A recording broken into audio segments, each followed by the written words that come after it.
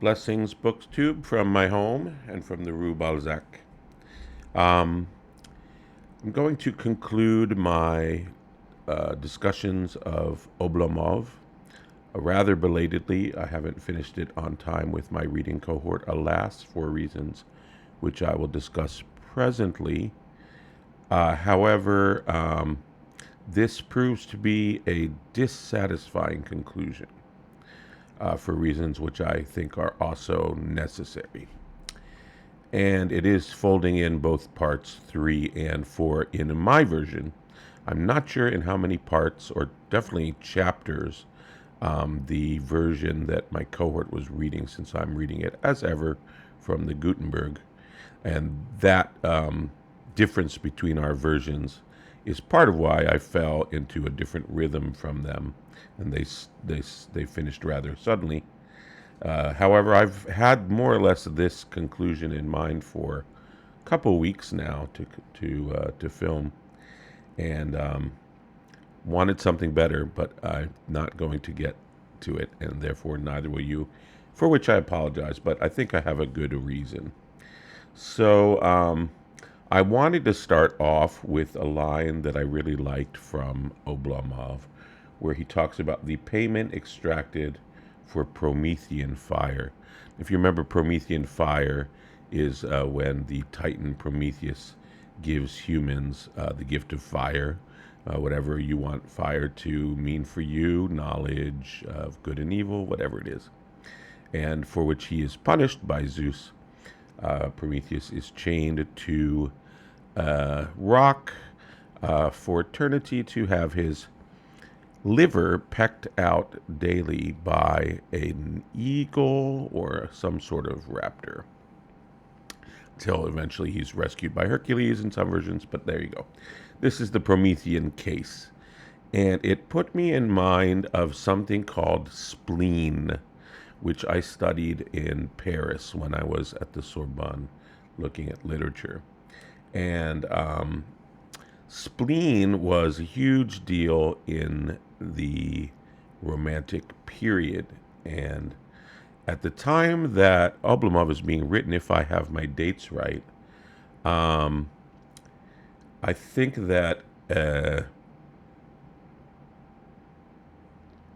Baudelaire's Flowers of Evil is the English word. Sorry, I have to search for the English sometimes. Baudelaire's Flowers of Evil is being written. He would go on very shortly to write something called Spleen de Paris, in which he names this spleen. Why does he name this organ?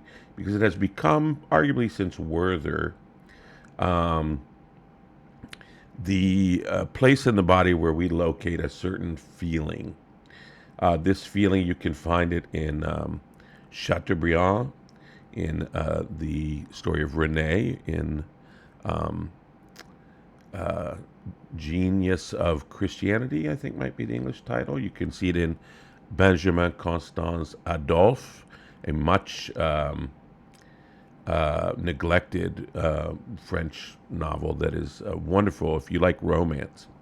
In fact, the romance in Oblomov, or the abortive romance, if you will, in some ways put me in mind of it. It especially is in Musset's 1836 Confessions of a Child of the Century. Indeed, spleen is sometimes called the mal du siècle, the illness of the century. Musset, interestingly, had an affair with Sand, who I looked, but I couldn't find her having written something explicitly on this theme, although she might have been around the same time. But anyway, several of the fellows here are going to have affairs with Georges Sand. Right, so what is spleen? Well, in the Russian context, for example, we could maybe talk about it as the superfluous man, superfluousness. I believe people, when they speak of Oblomov, often speak of alienation. Someone said once that it was being unable to live in one's time. Acidi is a less common emotion word in these emotional times that I think is very apt. Apathy is another one. Alienation is a bit problematic because of its Marxist uses, which are slightly different, but it certainly applies. Pessimism is also there, nostalgia in some cases. World weariness is huge. Ennui is the one that is most often used I believe, in Oblomov itself. And often there's an anti-Bildungsroman element. So that's the first half of Oblomov, and that was my first clue to the thrust of this conclusion, this change that happens with the love episode, where he goes on to kind of where the work goes, where the author goes on to explore the rest of his life. You move out of this enlightenment moment. If you think of satire, this is often called a satire of the superfluous man of the landed gentry, right, in Russia. Our earliest satires are gleeful play without needing to have much behind it. You know, if you think of the first English novels, they're just having good fun, making fun of broad character types, not with any philosophical intent. You can see this as far back as Chaucer, right? Then you get into the Enlightenment. There's a little bit of philosophy behind that. You think of Candide, right? He is a caricature, but it's very much a pointed caricature to act as a straw man for a philosophy that Voltaire wants to critique. I think that's probably the most famous example. Hopefully some of you will know it. So satire, what kind of satire is going on in Oblomov? I would argue none in the second half of the work, but by degrees, not with a sudden shift. And also, I don't know with what degree of awareness by the author. Certainly there's a shift in tone that by the end there's a more serious look at Oblomov's life and happiness, and the caricature. If you think of the characters, the supporting cast of characters changes very much. The landlady certainly could have been played as a Thénardier, as a comic character. But if you think of the characters in the beginning, think of the valet, right? Here we have straight out of 18th century French theater, right? We have this little bit too smart for his own good, or is he stupid? We don't know.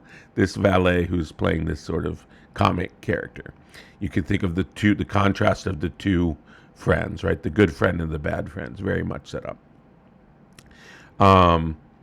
But then in comes Olga, and she's not played for laughs for the most part.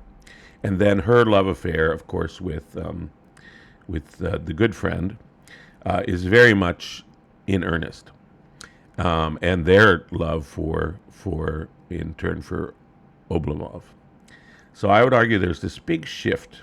And so what I wanted to do was I wanted to go back and go through the texts. I have the full text. I have the time since I'm not under pressure because everyone else is finished. I haven't done a reading in as much depth with you all yet, in that this is the third video I've done on one work. So it's my perfect first chance to really do an in-depth reading and go and find the transition moments, go and find, the words in the text that would show me the awareness of Goncharov, or the ways in which this shift is maybe happening less on the level of consciousness, which is something that happens in writing, which is very interesting. But I found myself not doing this for many reasons. One is I have been having this thing with my channel lately about how much anyone wants to go as deep as I want to go. Another is, how deep do I want to go? I'm out of training for this, certainly. Do I still find it fun? Yes. But it is time consuming. What else? I mean, getting as deep as sort of, I was thinking about this like, oh, woe is me, does anybody care? Then there's, right, your alienation. Then there's the Buddhist thing, like, well, after all, this is just worldly things. At one point I realized in my life that languages, books, words, cultures, stories, countries, these are just the same as $400 sneakers and oversized vehicles. For me, these are my forms of accumulation and attachments, right, in Buddhist thinking. So I was thinking, oh yes, so what does that matter in the end, that I do that or not? So you can see all these levels of reasons and ways not to do something. And I thought to myself, I am Oblomov. I am Oblomov. Why do anything? And I think that's a valid question for today. Well, for all time, but a less asked question, I think, is not why do people not do things like Oblomov. We would tend to ask this only if someone's, productivity falls behind, right? Then we ask this in the workplace, or if they're not making rent, right, in their life. When we ask this in the mental health sphere, maybe. But really, if you think about most jobs today being more or less taking meetings and pushing memos, outside of farmers, a few other essential jobs. I mean, what do we really need to do? What do I need to do today? I need to get a couple thousand calories, kind of have a roof over my head. That's about it. And all the rest that we do, arguably, is heating up the planet, right? Now, are we having fun? For the West, at least, as much as we are focused on fun, we don't seem to be doing a very good job of it. For one thing, our friends count has plummeted. That's something that has been measured. We don't have time for family outside of COVID, and then we saw how bad we are at it. Why? Because we're doing what? Checking our text messages? So I would argue family might be one essential human function, and we don't have time for that, or friendship.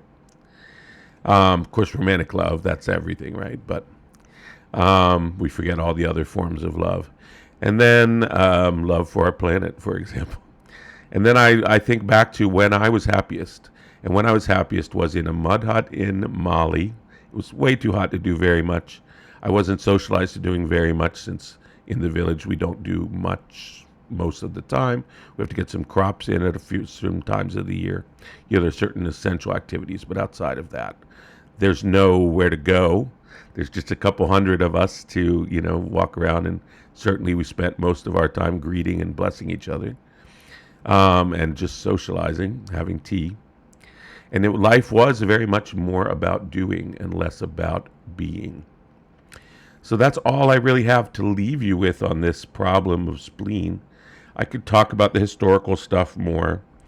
I can't find any more where I wrote this quote from, but I did a little bit of reading about the whole mal du siècle spleen thing, since to refresh myself, and wrote down from someone.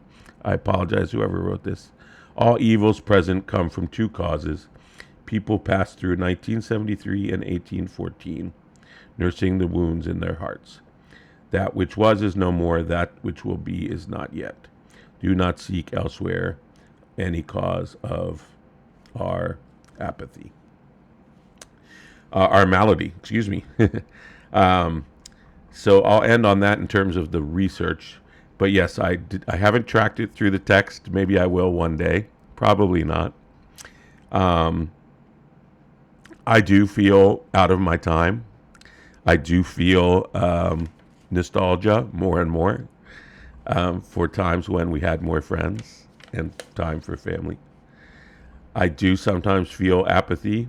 Certainly, I'm not as ambitious, I would say, as many people from Western cultures and Asian cultures, indeed. Do I feel world weariness? Oh, do I? So I have, it seems, in a completely different century, the malady, the illness of the century. Maybe you do too. And maybe as good a question to ask is, why do things? maybe this is as valid a question as why not do things.